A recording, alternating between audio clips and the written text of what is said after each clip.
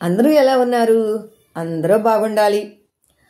మనము పూర్వకాలంలో ఎక్కువగా, పూర్వకాలం ఏంటి, మొన్నటిదాకా కూడా ఎక్కువగా మనం పురాణాలను వింటూ చదువుతూ ఇప్పటిదాకా వచ్చాం.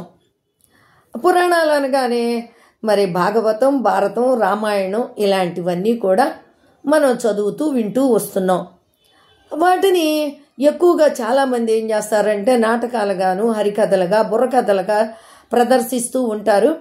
వాటిని మనం మరి కాలక్షేపంగా తీసుకునేవాళ్ళం, వాటినే చూస్తూ ఉండేవాళ్ళు. ఆ రోజుల్లో ఇంకా వేరే కాలక్షేపాలు ఉండేవి కాదు, ఎంటర్టైన్మెంట్ ఏమి ఉండేది కాదు, అంటే టీవీలు అవి లేవు కదా. అలాంటి టైంలో అవే మంచి కాలక్షేపం. అయితే అందులో నీతి, న్యాయం, ధర్మం, దానం ఇవన్నీ ఉండేయండోయ్. అందుకని ఎక్కువగా వాళ్ళు చూసిన పెద్దలు కూడా మనకేంటంటే ఆ దానాన్ని పట్టుకునేవాళ్ళు, దాన ధర్మాల్లో కొద్దిగా మక్కువ చూపించేవాళ్ళు.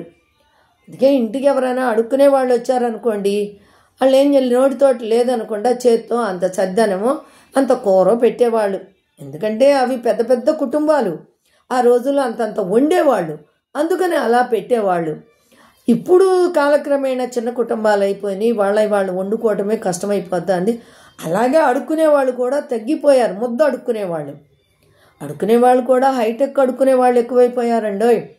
ముద్ద ఎవరు అడుక్కోవట్లా, 5 రూపాయలు ఇస్తే అంటుకోవటల్లా, 10 రూపాయలు ఇస్తే కానీ పట్టుకోవటల్లా, అలా ఉన్నారు. మీరు చూసారేమో, రైళ్లల్లో ఎక్కువగా తగులుతూ ఉంటారు, ఇట్లా తప్పటి కొట్టుకుంటూ వస్తారు. వాళ్ళు 10 రూపాయలు ఇస్తేనే కానీ వదలరు. అంటే ఒకట్లేండి, ఆడవాళ్ళ జోలికి మాత్రం రారు, అదొక గొప్ప విషయం. కానీ మగవాళ్ళను మాత్రం 10 ఇవ్వందే వదిలిపెట్టరు. ఇలా మనకి ఇవన్నీ కూడా చూస్తూ వస్తున్నాం కదా.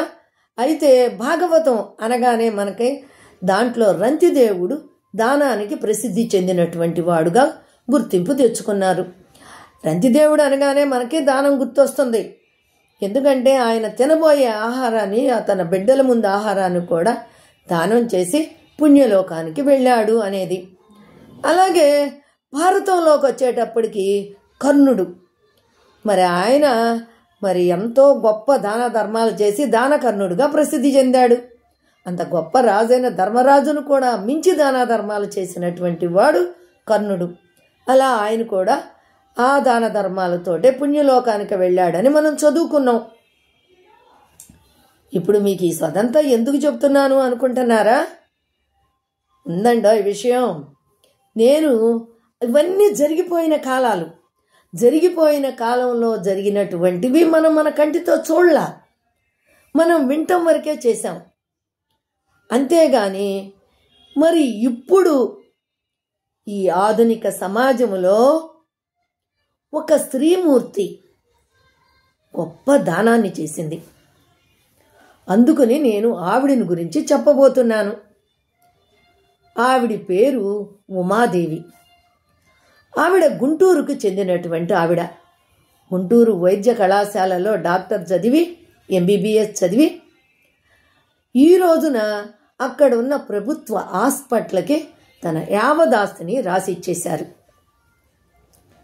ఆవిడ గుంటూరు వైద్యశాలలో చదువుకున్న తరువాత అమెరికా వెళ్ళిపోయి అక్కడ ఎలర్జీ స్పెషలిస్ట్ డాక్టర్గా పనిచేసి కష్టపడి సంపాదించారు. ఈ మధ్యనే వారి భర్త కాలం చేయటంతో పిల్లలు లేరు. ఆవిడిక తన యావదాస్తి అయిన 20 కోట్ల రూపాయలని తృణప్రాయంగా తన జన్మభూమి అయినటువంటి భారతదేశంలో తను పుట్టినటువంటి, తను జన్మించినటువంటి గుంటూరుకి ప్రభుత్వ హాస్పిటల్కి ఇచ్చేశారు. అది కూడా మాతా శిశు సంక్షేమ శాఖ విభాగానికి కొత్తగా కట్టుతున్న భవనానికి. ఎంత గొప్ప మనసుంటే అంత దానం చేస్తారండి, ఆలోచించండి. మనం పూర్వకాలంలో అవే చదువుకున్నాం, కానీ ఈ ఆధునిక సమాజంలో ఇది ఎంత గొప్ప విషయం కదా. పిల్లలు లేకపోయినా, భర్త లేకపోయినా ఆస్తిని అంతా తృణప్రాయంగా ఇచ్చేస్తారా? కానీ ఆవిడ ఆలోచించి తన మాతృదేశానికి, తన జన్మభూమికి ఇంతటి గొప్ప దానాన్ని ఇవ్వటం జరిగింది. వారు కదా నిజమైన భరత రత్నాలు, భారతమాత ముద్దు బిడ్డలు. తన కష్టంతో సంపాదించి, తన స్వశక్తితో సంపాదించి, ఇతరుల ఆస్తులు కాదు, పెద్దల ఆస్తులు కాదు, అలా సంపాదించినటువంటి ఆస్తిని కూడబెట్టి 20 కోట్లు ఇలా తృణప్రాయంగా దానం చేశారు. ఆవిడిని మనం ఆదర్శంగా తీసుకుని ఆవిడిచ్చిన స్ఫూర్తితో మనం కూడా మనకు చేతనైనటువంటి చిన్న చిన్న దానాలు చేద్దాం. చూడండి, అంతటి గొప్పవారైతేనే మనకి చరిత్రలో చిరస్థాయిగా ఉండిపోతారు కదా. అందుకనే మనం కూడా ఆమెని ఆదర్శంగా తీసుకుని మనకు చేతన అందట్లో అపాత్ర దానం మాత్రం చెయ్యొద్దు. ఆవిడ చూడండి, ఎవరికి అవసరమో వాళ్ళకే అంత దానం చేశారు. మనం కూడా అంతే, చిన్న సాయం చేసినా కూడా అపాత్ర దానం చెయ్యొద్దు. ఎవరికి అవసరమవుతుందో వాళ్ళకు మాత్రమే చెయ్యాలి. చాలామంది గుప్త దానాలను చేస్తారు, ఎవరికి చెప్పుకోరు. చాలామంది పిల్లల్ని చదివిస్తూ ఉంటారు, మరి ఇంకా వాళ్ళ ఉన్నతికి, వాళ్ళ అభివృద్ధికి కొంత సహాయం చేస్తూ ఉంటారు. అలాంటి వారు పేరులోకి వచ్చిన వాళ్ళు కొంతమందే ఉన్నారు. అలా కాకపోయినా కూడా వాళ్ళు కూడా పుణ్యాత్ములే కదండి. అలా చేస్తూ మనం కూడా మరి ఒక చిన్న పేరుని తెచ్చుకుందాం.